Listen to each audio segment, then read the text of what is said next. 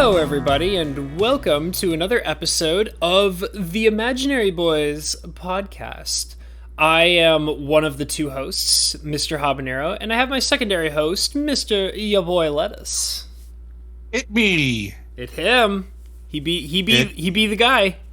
I am the man now, dog. He is the man. You're the man now, dog. All right. Well, yeah, so we obviously, it's actually funny, we were doing a sound test right before we started, and we unintentionally jumped right into our topics because we were so excited to talk about them. So we're gonna kind of, basically today, one of the major topics is something that we were kind of discussing in one of the previous episodes, which was Magic the Gathering.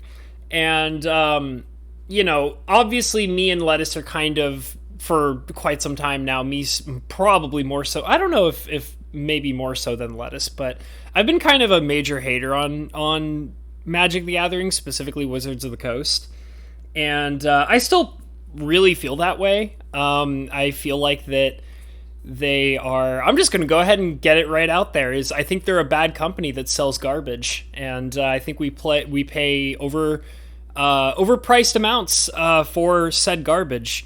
Now, with me having said that and me getting that out of the way, I think the next important thing for me to say is I went ahead and I bought myself a booster box of Forgotten Realms, the D&D set from Magic the Gathering. So I bought my $140 box of garbage, and it's going to be coming to my place within the next, I believe, 7 to 9 days. Oh, God, you didn't buy from Amazon, did you? No. In fact, actually, that was a part of what I wanted to talk about, too.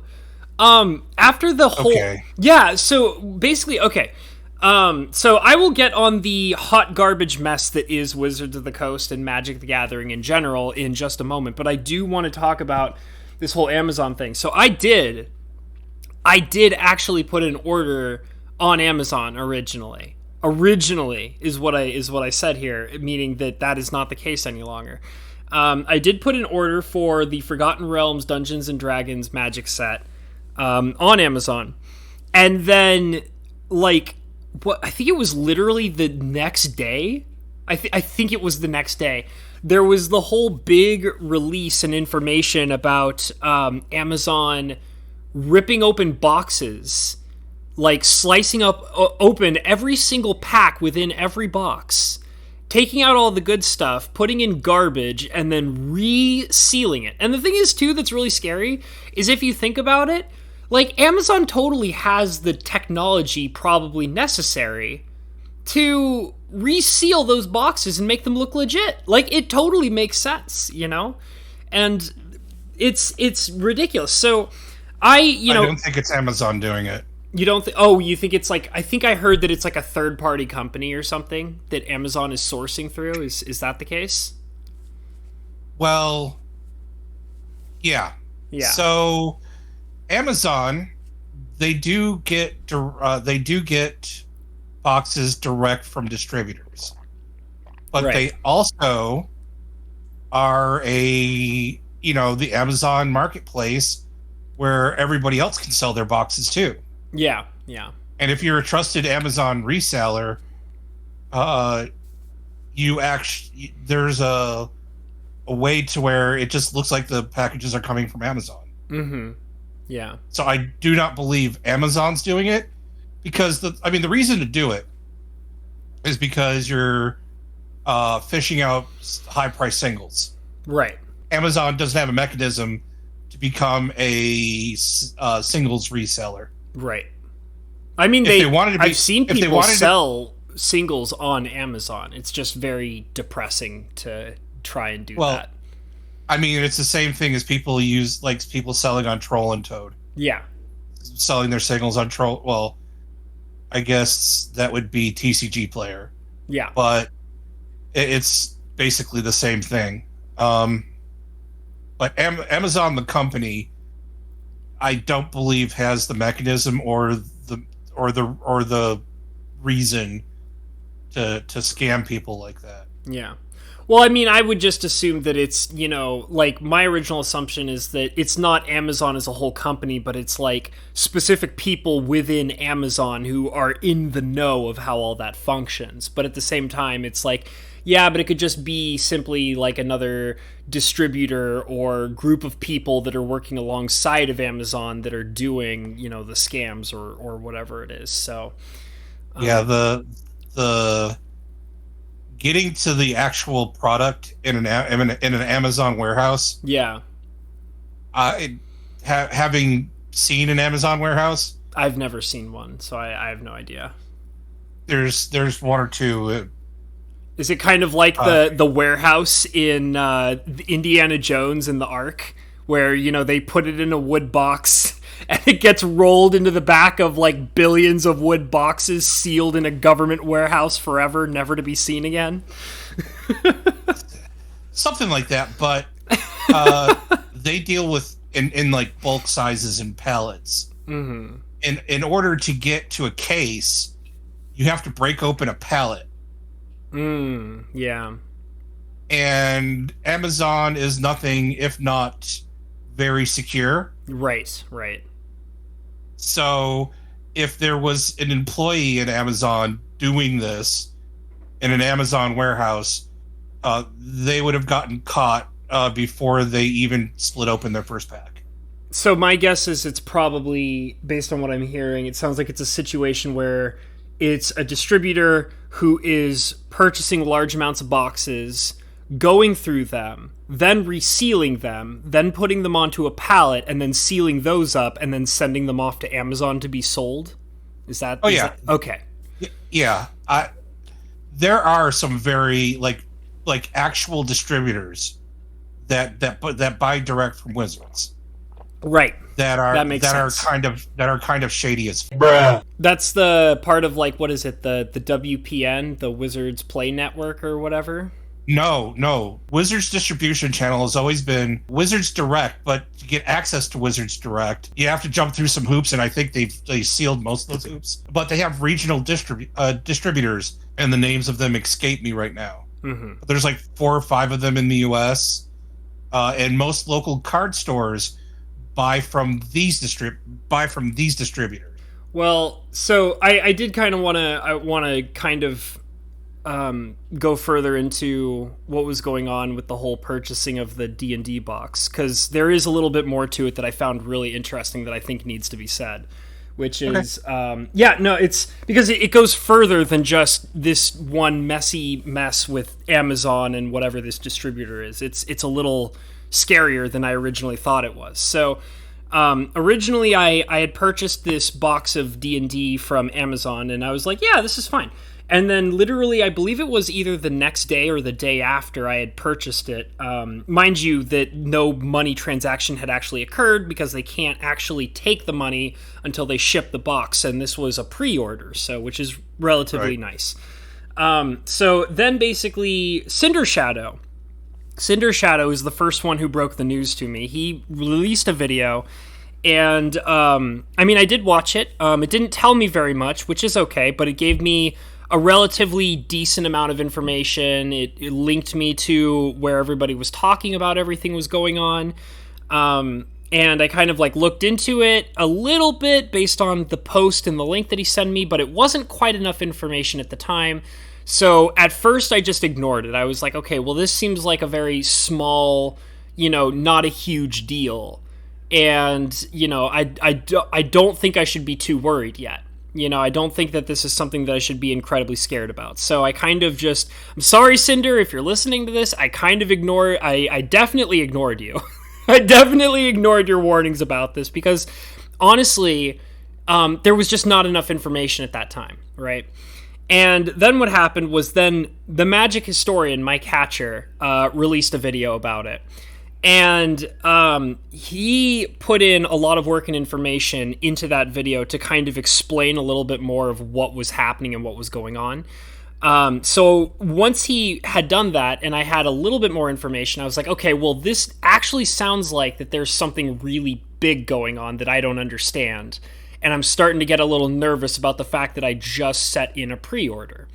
So I started doing some research. I was like, okay, well, I've seen Cinder Shadow's point, I've seen Magic Historian's point, but I need more information, I need more voices.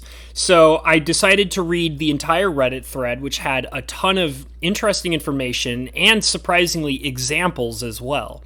And then what I did was I then went on to Amazon.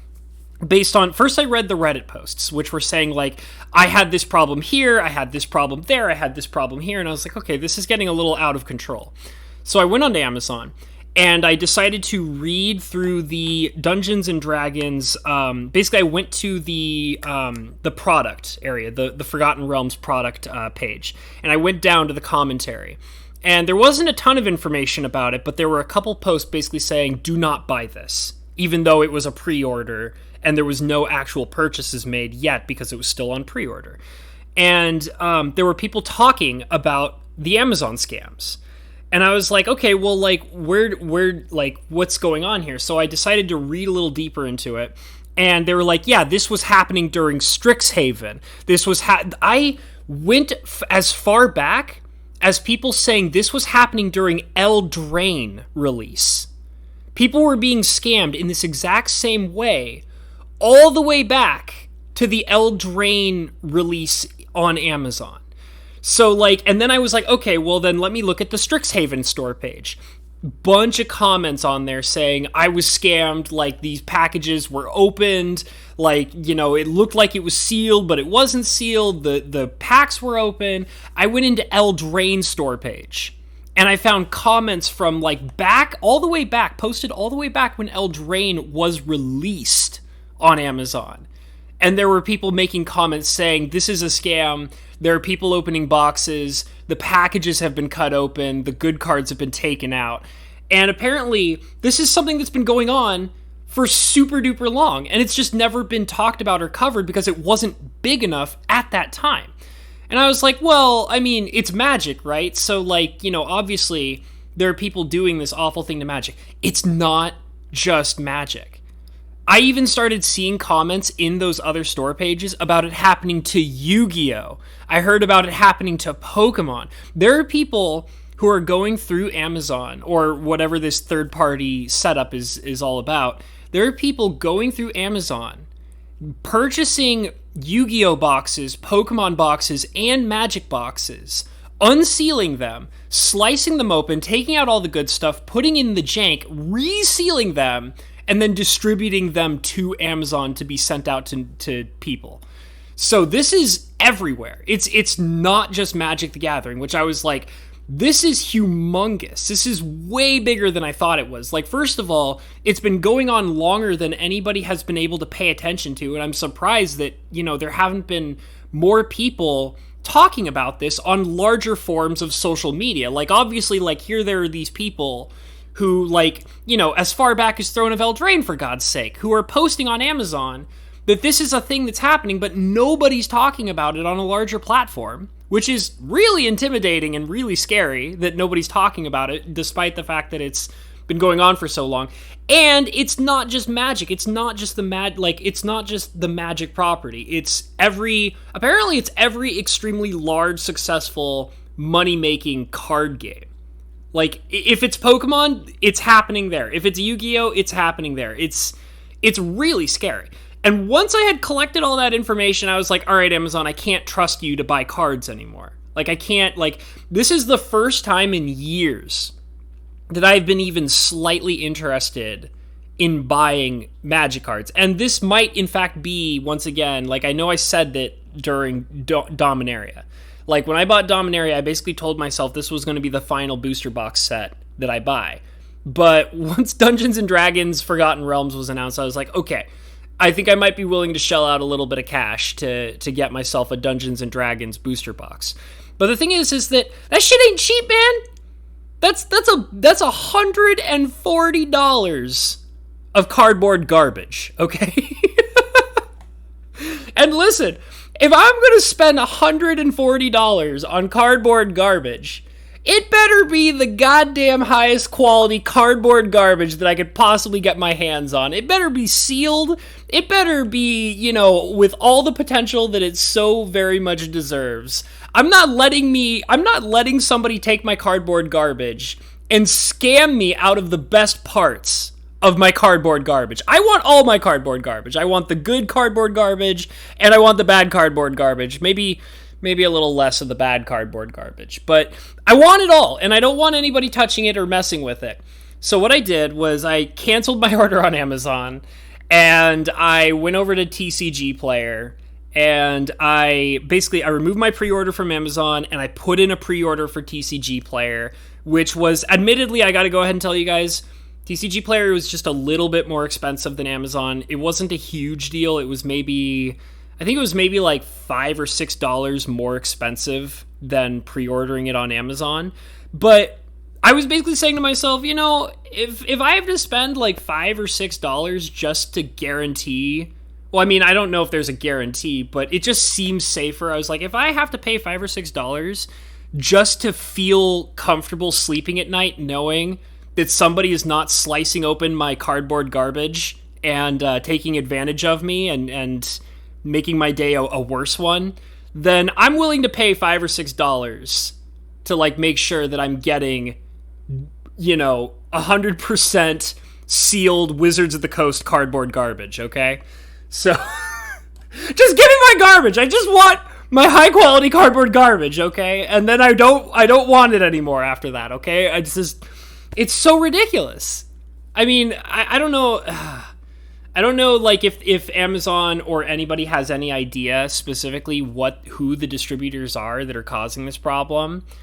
But, I'd like to think that Amazon will hopefully, considering that there's some large creators talking about all this, I am kind of hoping that Amazon's going to get enough backlash on it. In other words, they're going to lose pre-orders, because they lost my pre-order, and I'm sure that I can't be the only one, that, they're going to get enough backlash that they're going to have to investigate this or something. Or they just don't care because they're just a giant, ridiculous, insane, huge, multi-billion-dollar company. So, I don't know. But I kind of had to get my feelings out on that one, because that's been something that I've been tackling these last few days. But I mean, have you been interested in buying any cards at all, Lettuce? I mean, I know I feel a little bad that I'm coming back into it a little bit, but I don't plan on buying singles. I don't plan on, buying tons and tons of stuff. I just want this one box. So are you feeling that way at all, or no? No. So the only cards that I know that are in the set are the cards that the Magic Historian went over in his videos. Sure. I get that. Half of them. Sure. I watched maybe half of those videos. The other ones I just kind of left on and like, oh, whatever. Yeah. But as you were talking about your experience, I was like, I really don't even know what's in this set. So I took a look at the set and I'm like, oh my God, this is a meme set. Is it really? I'll be honest. I have been purposely, I know some of the big boy cards, right? I know some of the big boy pieces. But I have been making an effort to not look at spoilers. I want it to kind of be a surprise. And to be honest, I don't even know if I'm even going to open the box. Now, I got to go ahead and let people know when I say that I'm not trying to sit on it as an investment. It's not the plan. The thing is that I play Magic so rarely, okay? I play Magic so incredibly rarely that I'm not really actually interested in opening up every single pack, looking at every single card, because my brain is focused on the idea, when am I going to play these, right? And so right now, my brain says, this is a sealed, collector's item that looks kind of cool. I'm probably, Lettuce, the display that I have behind my head whenever I'm streaming, right? Yeah. So my plan is to buy this box sealed and just let it sit on display and probably not open it. I don't know 100% yet, but because I don't play Magic cards anymore, guys. I don't really play Magic. I don't have the time. I don't have, my friends that play Magic don't play Magic with me anymore. So, I mean, I kind of just want it just because I want to own the D&D set, at least one box, because it's D&D. So, but I mean, anyways, I interrupted you. Go on about this D&D meme set. I did not know that it was a meme set. So I was looking at it, and I was, and I was expecting just to be beaten upside the head by like staple references from Forgotten Realms era D&D. Is that not what it is? Because I mean, it's Forgotten Realms, the D&D set. Why wouldn't it have staple stuff in it? It's got some of the characters. I mean, everybody would have rided if Drizzt wasn't in the set. Sure, he's like the main character, right? I don't read Forgotten Realms, so I don't know what the deal is about it. He's one of the main characters. Okay. The thing is, Drizzt's powerful enough to be a planeswalker. Really? And he's not a planeswalker. But I mean, is that ever implied in any of the books? Like, he's like, yeah, I could travel between dimensions because I'm a rad tad, you know? I believe he did jump between planes. Oh, well, I mean, maybe, okay, well, what if they're going about it the Urza route? And when I say that, what I mean is when they printed Urza as an official Magic card, they printed him based on before he was a planeswalker, right? So yeah. He's like a legendary creature. So maybe this is Drizzt before he became a planeswalker? Maybe? I mean, I guess. Well, okay. I mean, I guess that's just one way to look at it. But then you look at the planeswalkers in the set, and they feel really generic. Okay. Like, I was kind of curious as to how they were going to tackle, like, the 5 planeswalkers in the set. Mm-hmm. And they didn't include, like, and they didn't put, like, any of the Magic planeswalkers. You mean, like, the main staple characters of Magic the Gathering? They didn't put any of the existing planeswalkers. Right. So I guess that was good. Yeah, I was going to say, because they're boring as hell. I don't want to see them. I'm tired of them. I thought that's how they were, be like, this is why we're here. Garrick just shows up in the Forgotten Realms. Well, they've already kind of established that they don't really care about, like, they've done Walking Dead, right? So, I mean, like, and they're like, this is just like a thing that's completely separate from everything else, and there's no interaction between this and the canon lore or whatever. So it's like, they could do that with Forgotten Realms. They don't give a shit. Like, they don't care. Except for, this is a standard set. So Eliwick Tumblestrum is absolutely going to end up being pitted against some of the other planeswalkers, legal and standard. I guess so. So I can't exactly say that I'm like a big D&D expert. Neither am I. Because it's been 20 years since I've played D&D. Yeah. To be perfectly honest. That's okay. It's been a while for me too. But the thing is, like, there's some, like, the set does, like, the artwork and everything. The set does feel like how I feel like Forgotten Realms would feel. Right. But it's just, it feels very. I mean, just like looking at the set, everything feels kind of disjointed. Like they were like making just surface references to the Forgotten Realm. Well, here's an interesting thought. Do you think, and this I feel like would have maybe solved a little bit of the disjointedness, and I think I've heard a couple of people talk about this as well. Do you think that this set would have been better, like the Forgotten Realms set? Do you think it would have been better if it was silver bordered? No. Okay. No, silver bordered is for the actual joke sets. There's just no sense of a campaign or a story. Like no cohesiveness? There's no cohesiveness like you get like with every other set. Right. Even the core sets have a little bit of cohesiveness in this. And this is just a core set replacement. Mm-hmm. And this is basically a core set when the core sets sucked. I like core sets. Yeah, but I mean, so back in the day, the core sets used to be a place to reprint cards that you want to keep in standard. Yeah.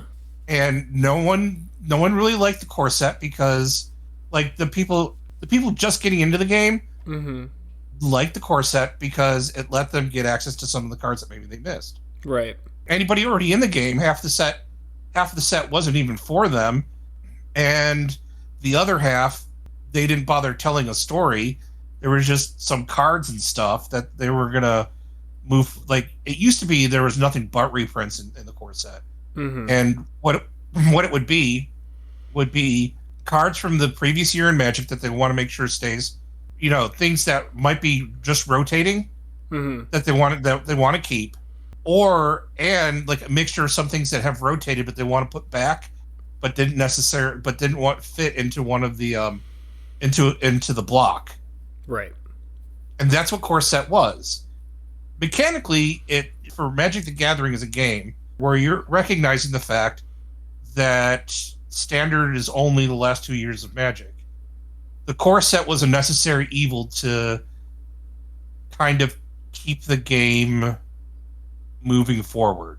You're saying it was like oil in the gears, basically. Yeah. Yeah. Like it didn't because it didn't add anything new, so it's not adding new cogs. It's only just adding more oil to keep it moving. Yeah. I get that. I mean, it was never a good limited experience. It was never good, and it just didn't have any cohesion. So it was just kind of a bunch of disjointed cards that just kind of need to be in Magic. Yeah. The problem is like I'm looking at some of these cards, and there's a lot of disjointed things that don't necessarily need to be in Magic either. Like I know that they brought back the D20 mechanic, which seems really difficult, for like a standard set. Am I the only one that thinks that? No. Like no as in, like you agree, or no as in it's not complicated? I don't think it's very complicated. You roll a D20, and then the card says if you got this number, if your roll was between this number and this number, this is what you do. If you were between this number and this number, this is what you do. Yeah, but doesn't that add like a new randomized factor that, people are trying to stay away from? Like, I mean, I feel like that Magic already has a pretty large amount of randomness and chance to it. It's always kind of been that way, but I always felt like that, Magic and, has always been kind of trying to drift a bit further away from that so that there's more ability to control what's going on in any particular game. People like, for example, people run 4 sets of the best things so that way they can have consistency and there's less randomization. Yeah. So add a mechanic. If you're making a D&D set, you kind of just need to have that D20 roll in there.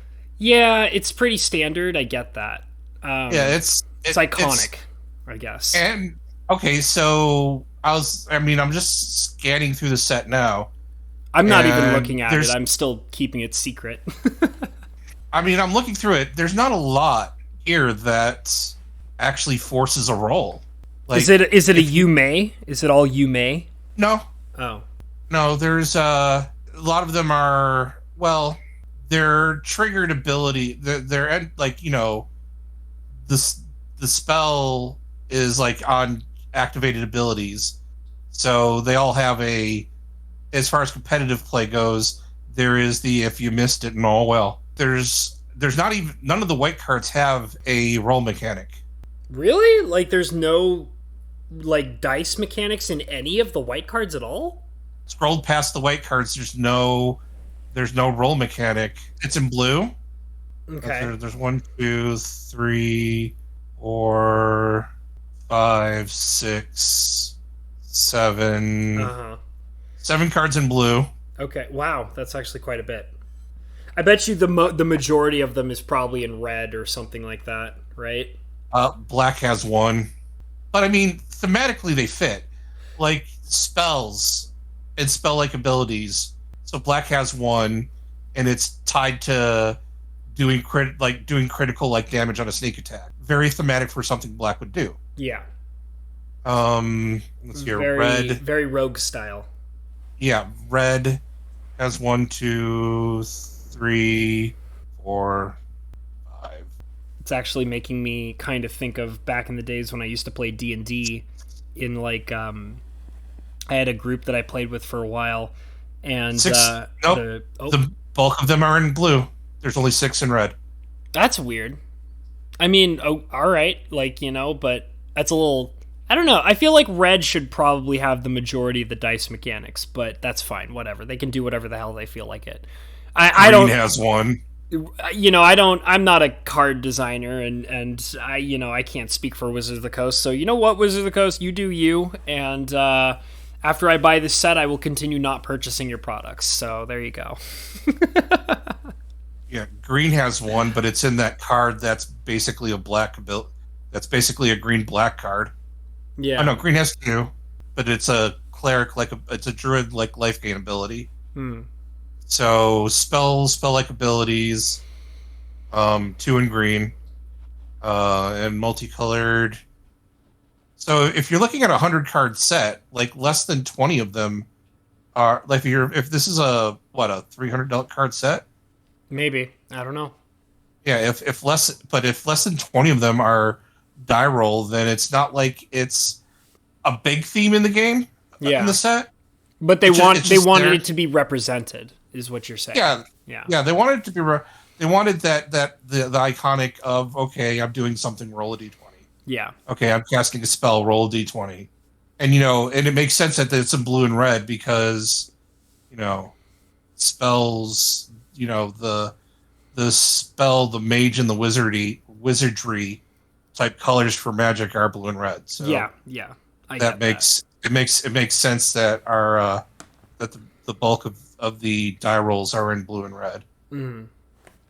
It's also kind of funny. I mean, I feel like that.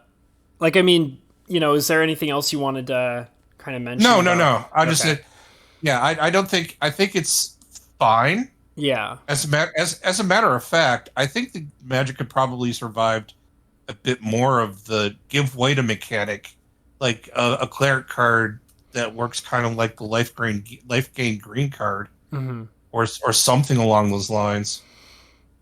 I think they could have probably fleshed out the die roll thing just a bit more, but to your point, they're trying to limit it because it's random. Somebody who doesn't have use of their arms, what do you mean? Like, are you talking about somebody who can't roll their own die? Well, somebody who can't roll their own die, should they be turning cardboard sideways? I mean, they could do the thing with their face. Okay. I mean, okay. I think I can see. I think you're tiptoeing around something, and I think I understand your point. You're trying to say that they're trying to make it as accessible as possible, is what you're trying to say. Right. And that's kind of why they've shied away from random effects and more less physical interactions. Well, random effects because it's kind of hard to generate a random number if you are not fully able to do so. Sure. I get that. And another, to your point, just adding the extra, introducing more RNGesus into the game. Praise RNGesus. Right, but I mean, this is D&D, the home of RNGesus. Yeah, so. It is. It really is. So that's kind of what they did there, I believe. Yeah. Well, I mean, so are you because I mean, I gave way, obviously. I gave way to, I basically said to myself, because I mean, the thing is I planned this out a long time ago. I pretty much figured out that I wanted to buy the Dungeons and Dragons Magic set pretty much when it was first announced. I was like, because I like Dungeons and Dragons. I really do. I like Beholders. I like, all the Beholders are my favorite, but I mean, I think that's kind of the case for a lot of people.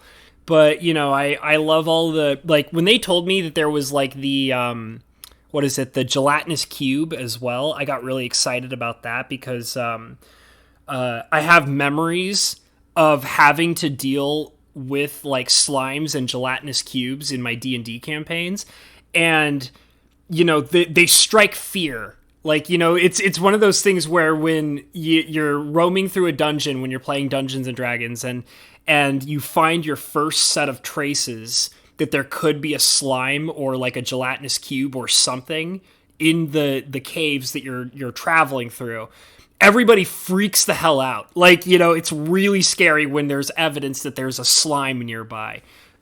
because they're very, very scary and very, very difficult to deal with. And I even remember in my campaign where, like, we were going through a dungeon, and we first found evidence that there was some kind of slime nearby. And, like, one of my team members, who's, like, a negative Nancy, he's like, we're all gonna die! And I'm like, nah, dude, shut up. Like, dude, just believe. We can do this. So, like, you know, knowing that there's, like, iconic stuff like that in the set, I was like, I want to take a part of that. And like, you know, having those physical representations of, you know, something that I enjoyed playing Dungeons and Dragons, that made me, you know, give in.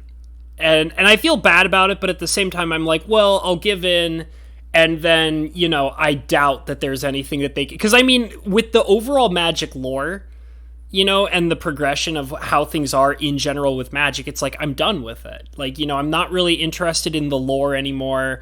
I don't really care about the mechanics. I don't really even play the game anymore. Like, I even just told you guys, like, the most likely thing to be happening with this Dungeons and Dragon box is it's going to remain sealed, and it's going to be a display item because it looks cool, you know? So it's... I don't think that I'm necessarily completely coming back, but I am giving way because I really want this one thing, you know? So I am kind of, like, curious about, like, do you think there's anything that would, in Magic or from Wizards of the Coast, God forbid, it's specifically, that would bring you back, Lettuce? Or are you just really done? Like, are you dunzos completely? Well, I'm pretty much done with the physical game at this point. Yeah. Is it because you just don't want to play it anymore? Because that's kind of where I'm at, you know? Well, time is always time is always an issue for me. Mm-hmm. Money. It's not money. It's a desire to reduce clutter. Like, I'm trying to slowly whittle down the amount of stuff and things I have. That's actually pretty healthy. That's good for you, man. Good for you. Because it's just because it's just me here now, and, you know, do I need to have, you know, 10 pounds worth of Magic cards to drag around me if I have to move or something? Yeah. Like, heaven forbid, like, I have to move at some point. Mm-hmm. Like, that's gonna be fun. So I've just been trying to whittle down, like, my stuff and things, and as part of the stuff and things go, like, maintaining a Magic collection was just one of those things that I was really glad, I was eager to just let go. Yeah. I kind of feel the same way too, because, like, I don't really want to, like, there's a lot of things that go into how I feel. Like I said, like, because this is kind of like a display item, it's like, to be honest, like, I don't, like, I mean, I guess I wouldn't mind playing Magic, but the thing is like, I don't really have, I'll be honest, guys, like, I don't have anybody to play it with anymore. I really don't. And, you know, like, if I'm not playing it, then, like, I don't really want to collect the cards. It's like, oh, but they're worth money. And it's like, but that was never what it was about for me. You know, like, it's Magic the Gathering has never been an investment for me. It's always been something that I've enjoyed playing specifically. And it's like, if I'm not playing it, then if I'm not playing it with my friends, because that's just not readily available to me anymore at all, you know, it's adulting, man. It's rough. So, you know, if I'm not able to play on a regular basis, then I don't really want to collect cards. And, like, you know, and the thing is too, is that when I built my cube, I got to a point where I finished my cube, and I was like, wow, with this, I can open up my cube like it's, you know, playing a board game of Monopoly or something. I don't really need to put more cards in it. I don't need to keep buying cards anymore. I don't need to keep collecting cards. And it's that, like, I don't have the money to be able to be constantly buying cards. I don't have the wanting or need or ability to play the game constantly. And therefore, which feeds the fact that I don't want to keep collecting the cards all the time. And then, just as Lettuce mentioned, it's like, when you think about how many cards that, you know, he has or I have or whatever, it's daunting. Like, I mean, I stopped collecting, but I still have a buttload of cards, man. Like, you know, and it's just like, that's enough. Like, I'm good. I don't, I don't need anymore. I don't want to buy anymore. And then that doesn't even begin to tackle the obvious awful things that Wizards of the Coast doing, which is a whole special kind of turnoff, okay?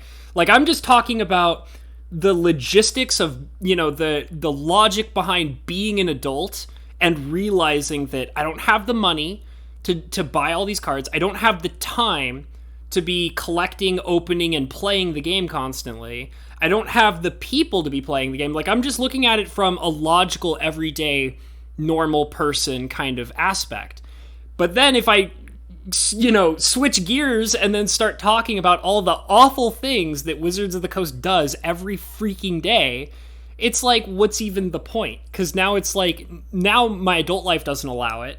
And also my personal moral values don't allow it, So it's messy and it's weird and I don't like it and, Yeah,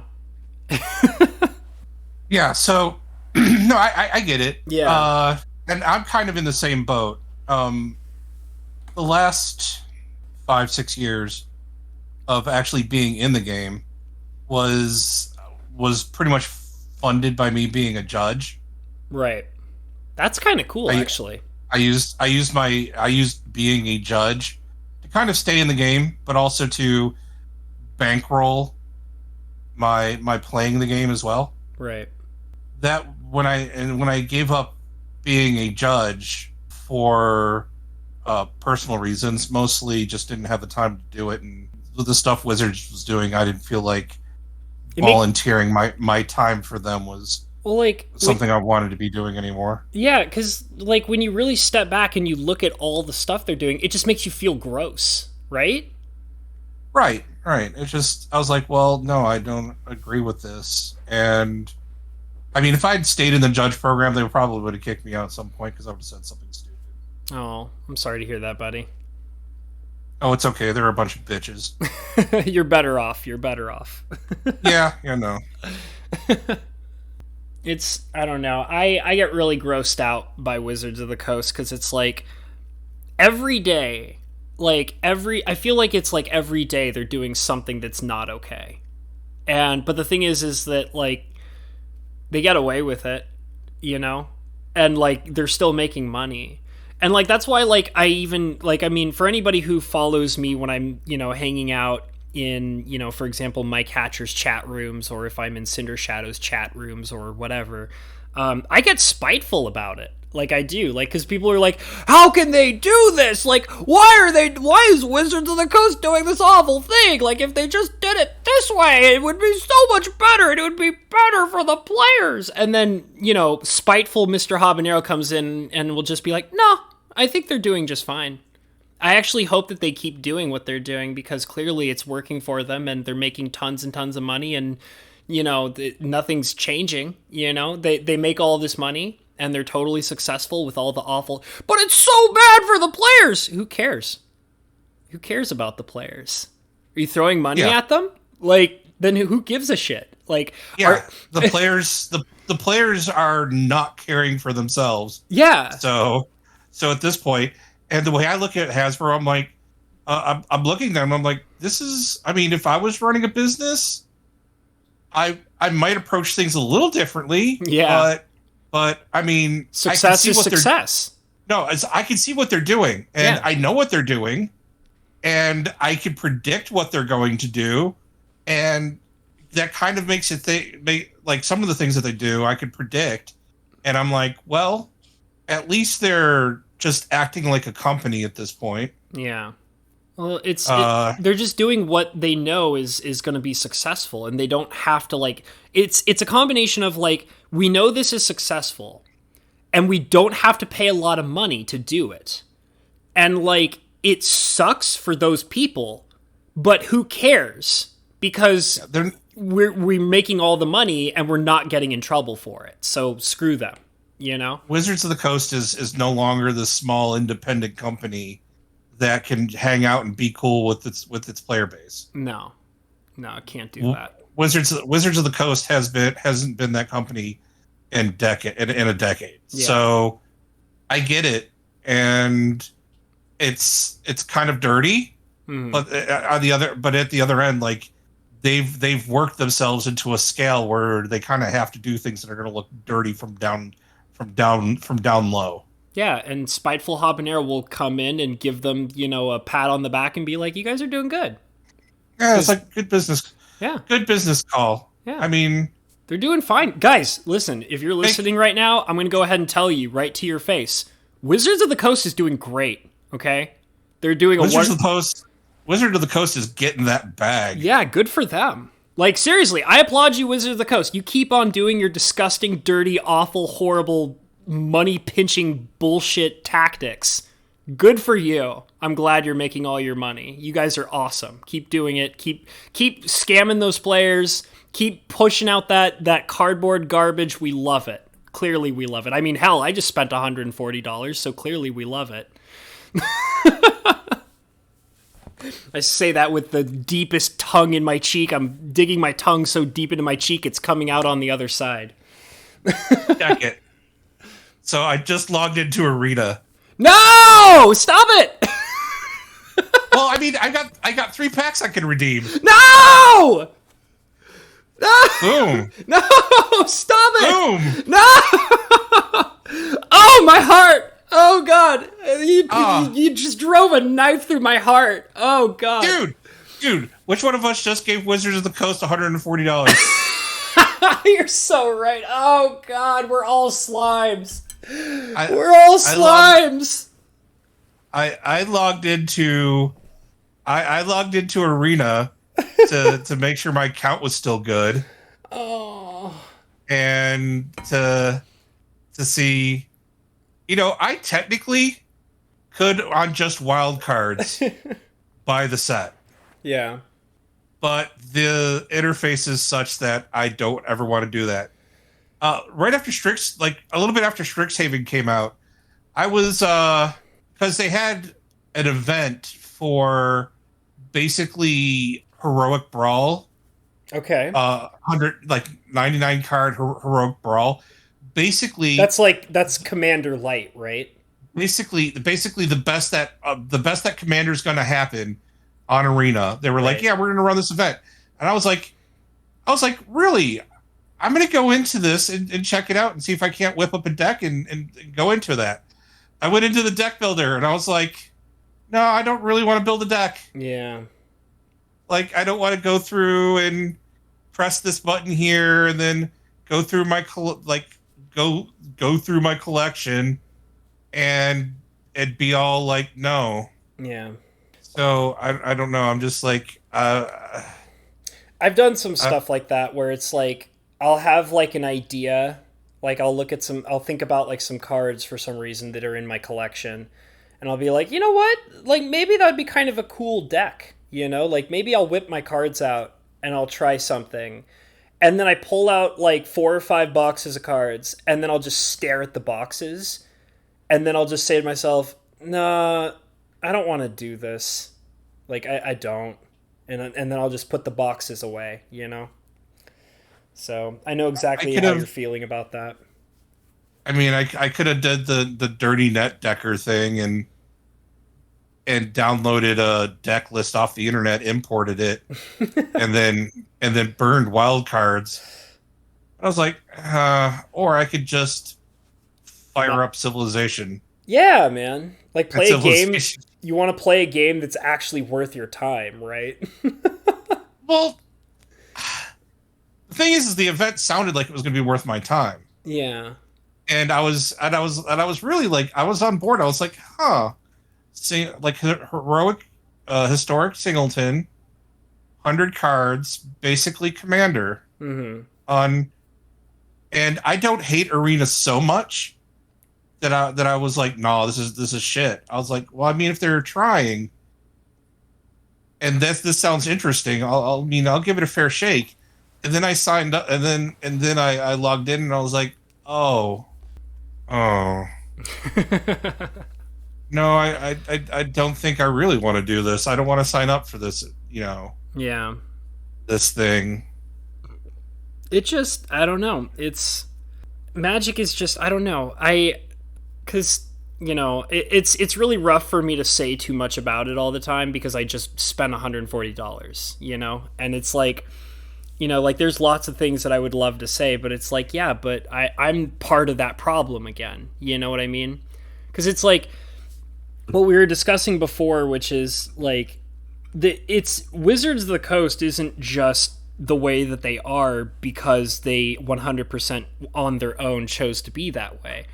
Like, and I mean, I know this seems kind of like, messed up or whatever, or, self-defeating or whatever, but it's like you have to kind of recognize that, we're the part of the problem. Like, we're actually a major part of the problem.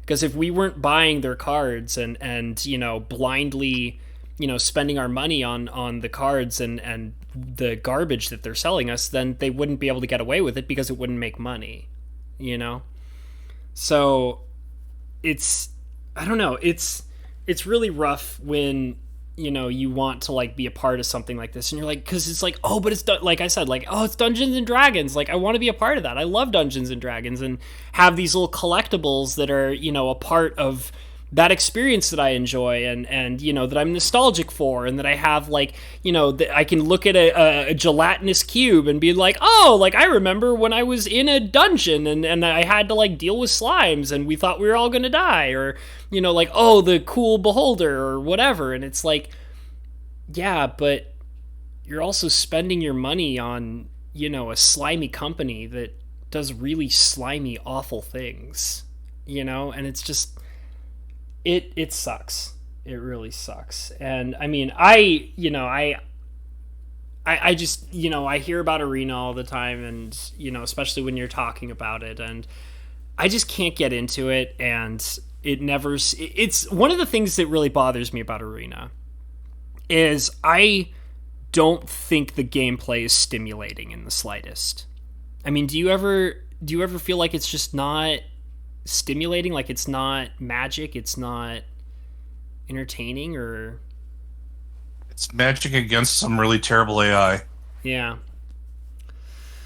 Like the thing is like what dragged us to magic is definitely the social aspect. Yeah. It's why I devoted 6 years of my 5-6 years of my life. It's about friends, man.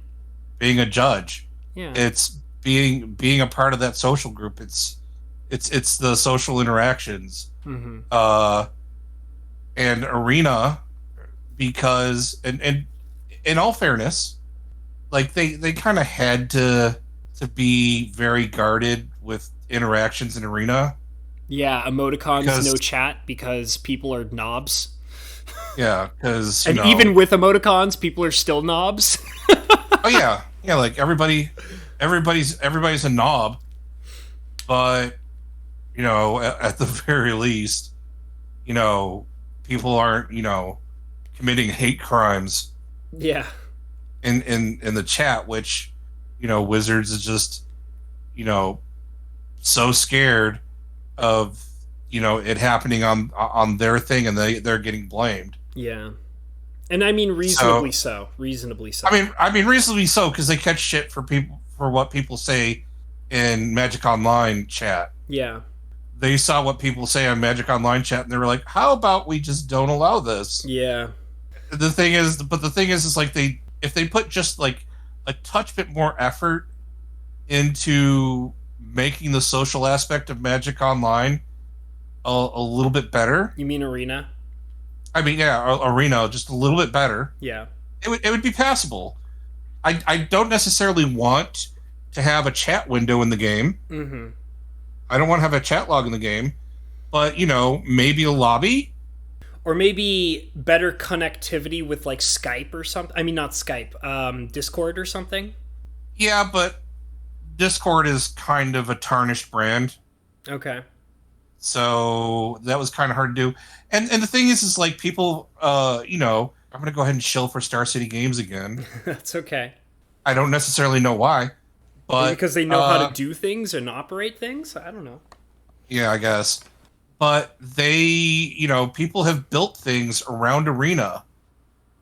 Like Star City Games, they've moved their SCG tour to arena-based, basically out of necessity. Mm-hmm. Because, no one was going to hold events during this pandemic. Yeah, that makes perfect sense.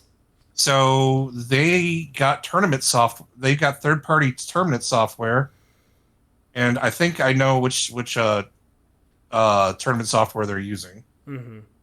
They're probably using the one that my friend developed. Interesting. Oh, they use MTG Melee. Okay. Oh, I've heard of that one. Yeah. One of the founder of the company, the MTG Melee company. Yeah. Is a guy that I used to judge with. That's cool. That's pretty cool, man. Yeah. So yeah, they use SCG. So SCG uses MTG Melee like everybody else does.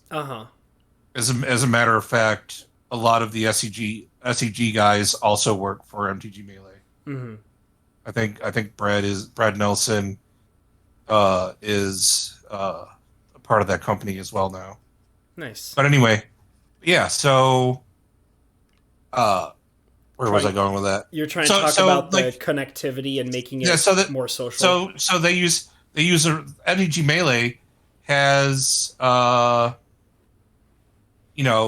that point it's just kind of connecting players together and doing that, and then they have like a Discord, and then tournaments can use a Discord server. MTG Melee was used a lot by local game stores that wanted to do the FM, that still wanted to hold like online FNMs. Right. And so the stores would hold their own Discord server and stuff like that and run tournaments that way. Mm-hmm. That just made it work out better and more social, and still keeping like the community together to play Magic. That seems... Yeah, I get that.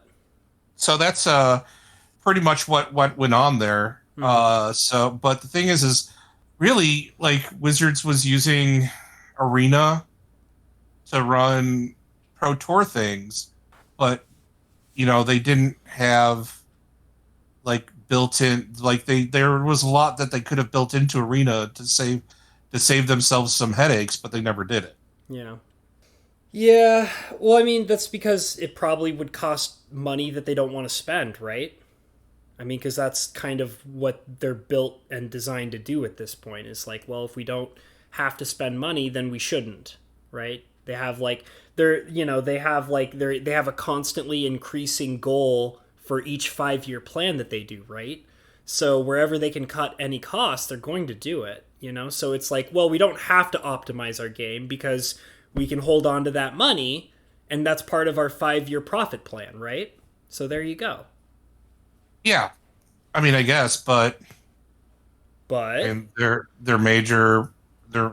like one of their revenue streams suffers for it. But who cares, because they're still making money, right? See, that's where spiteful habanero kicks in. It's like, good.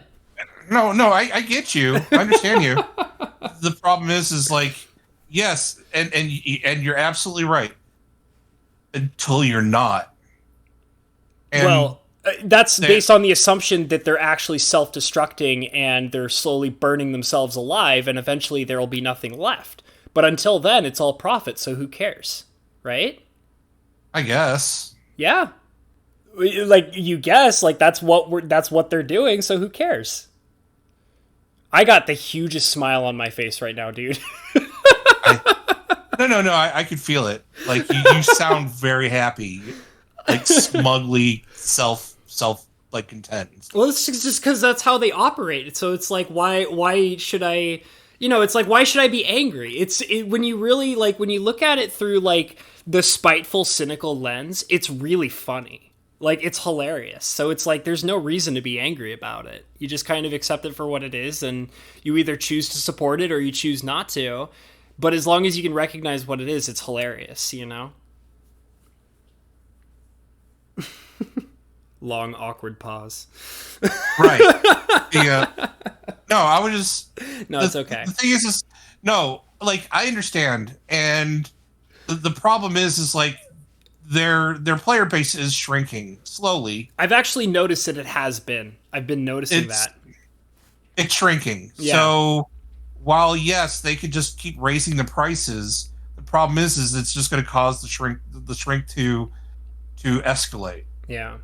Well, and I think a part of it too is that they're officially getting to the point of where like the thing that's interesting is that it's not the outrage of the awful things they do that are getting rid of their players. It's the burnout, the constant, like, it's like, this is normal, like, all these awful things, this is normal. And now, like, I'm starting to see hardcore players being like, you know what, like, there are a lot of hardcore players that I've seen that are doing what I'm doing, which is like, I don't have the time or the passion or the money or, you know, whatever to do this anymore. You know, like, I don't, like, because it's not like they're stopping, because in my opinion, okay, the outrage, like, being a Magic player who's angry at the company is you tying yourself to the company more. You're applying an emotion that makes you feel passionate in some way about the company.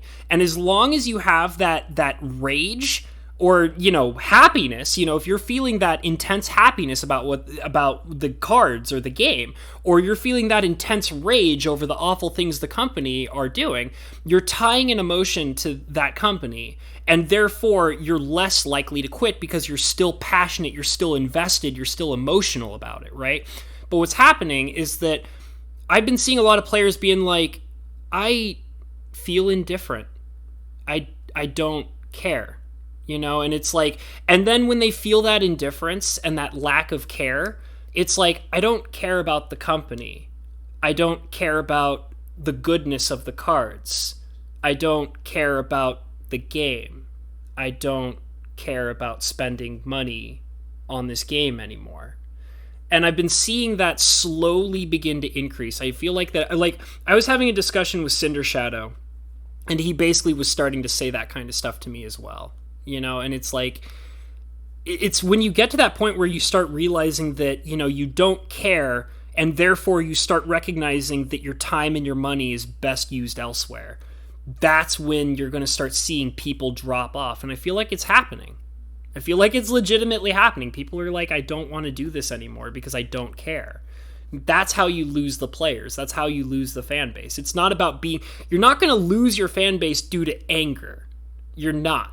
Like, it's clear that that's not the case. But, you know, it's normalizing the awfulness that makes people become less interested because they just stop caring, you know, and then They start realizing that I could be doing better things with my time, you know? So I agree with you in the sense that I feel like I've been seeing more people start to drop off.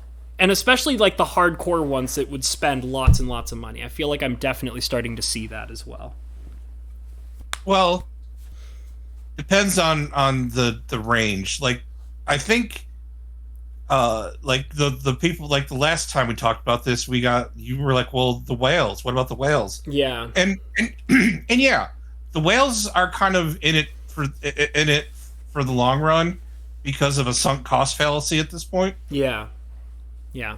And I do still believe that there are a bunch of whales that are still out there that are just in it for the sake of being in it. Like you said, sunk cost fallacy. Right. But the problem is they're not going to sustain a game. No, you're probably right. If it's just the whales, the game is donezo. Mm-hmm. I don't know. I mean, do you think that? Because I mean, you know, we've talked before about the idea of, like, the game just straight up dying, and I mean, do you think that, you know, the lifespan has shortened? Do you feel that way at all? Yeah. Think so? I mean, it's still a 10-year plan. Yeah. But at least there is. I mean, they could hit the accelerator at any point. Mm-hmm. Like, they could find a way to accelerate faster. But so the good business choices that they're making, their good business choices are all about getting as much money as you can now, because to their credit, they don't know when the bottom, the bottom may fall out and it might not be their fault. So you're basically saying that the reason why they're doing what they're doing is because they're trying to get as much money as possible, because as far as they're convinced, they could fall apart at any second. Yeah, like they don't really have a 10-year plan, in other words. They're a luxury. Yeah. Oh, I mean, they have a 10-year plan, but most of it's abortable. Yeah. But, at the end of the day, they're a luxury commodity. And, as everybody kind of tightens up their spending and, there's economic downturns are the worst thing for a company like Wizards of the Coast. Yeah. And Hasbro. Yeah. Because if you're suffering, you don't have time to spend your money on luxuries. Yeah, I mean, look at Hasbro's earnings statements. The only thing keeping them afloat is Monopoly and Magic. Yeah, it's true. God, Monopoly's a great game. Really? I love Monopoly. Okay, I do. I even have it. I have it on Steam, and I'm waiting for somebody to want to do a stream to play Monopoly with me. I would love that. Oh my god. Yeah. You want to play Lettuce? Do you want to play Monopoly with me? I'll hate stream Monopoly with you. I'm down. I'll hate stream the Imaginary Monopoly. Boys podcast Monopoly stream coming to a YouTube channel near you. And I could just bitch about just how terrible of a game Monopoly actually is. I love Monopoly. I love how awful it is. That's one of the reasons why I love it. Oh, I guess. I hate love things, okay? I hate love things.